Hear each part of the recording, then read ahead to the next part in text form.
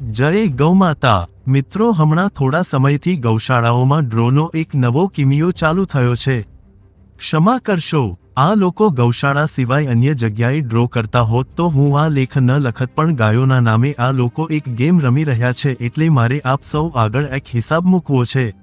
આ આખા ડ્રોમાં ઓછામાં ઓછી 1.5 લાખ કૂપનો વેચે છે તો કુલ આવક 4.5 કરોડ। હવે એમના ખર્ચની વાત કરીએ તો 1.5 લાખ કૂપન વેચવા એજન્ટનો કમિશન 50 રૂપિયા લેખે, 75 લાખ રૂપિયા, 10 લાખ રૂપિયા કાર્યક્રમ, કલાકાર, જાહેરાત અને અન્ય બધો ખર્ચ, 25 લાખ જે સીબી કે હાયવાના કરીને આપે, 11 લાખ ગાડીના કરીને આપે, 10 ટ્રેક્ટરના 5 લાખ લેખે 50 lakh for example showroom price મુજબ, 20 બાઇકના 70,000 લેખે 14 લાખ, 11 ફ્રીજના 10,000 લેખે 1,10,000, 21 ઘરઘંટીના 12,000 લેખે 2,50,000, પાવર્ડ બાય ડુબવર્સ, 51 એલઈડી ટીવીના 8,000 લેખે 4 લાખ, 51 વલોણાના 6,000 લેખે 3 લાખ, 101 પંખાના 1,000 લેખે 1 લાખ।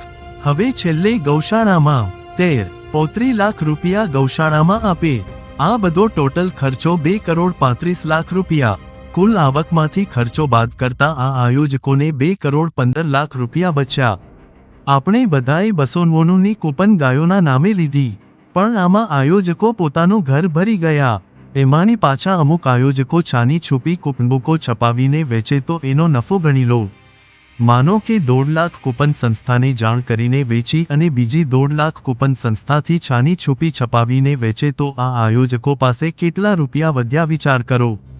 આપ સૌને વિનંતી છે કે તમે ખરેખર ગૌસેવા કરવા માંગતા હોવ તો જાતે ગૌશાળામાં જઈને દાન કરો, ઘરે ગાય રાખો, નિરાધાર ગાયોને ઘાસ પાણીની વ્યવસ્થા જાતે કરો, પણ આવા લૂંટારુઓના સંકંજામાં ના આવશો। Powered by Dubverse. પરમાત્મા માફ નહીં કરે। આવી રીતે કમાવેલો પૈસો તમારા ઘરનો વિનાશ કરી દેશે। તમારે ગૌશાળા સિવાય અન્ય ગમે ત્યાં લોકોને લૂંટો, પણ ગાયોના નામે પૈસા ના લેશો। Powered by Dubverse. નહીતર ગાયોની હાયા તમને પણ લાગશે। આ લેખ દરેક જણને મોકલો જેથી કોઈ છેતરાય નહીં। લેખક 1 ગૌવત્સ।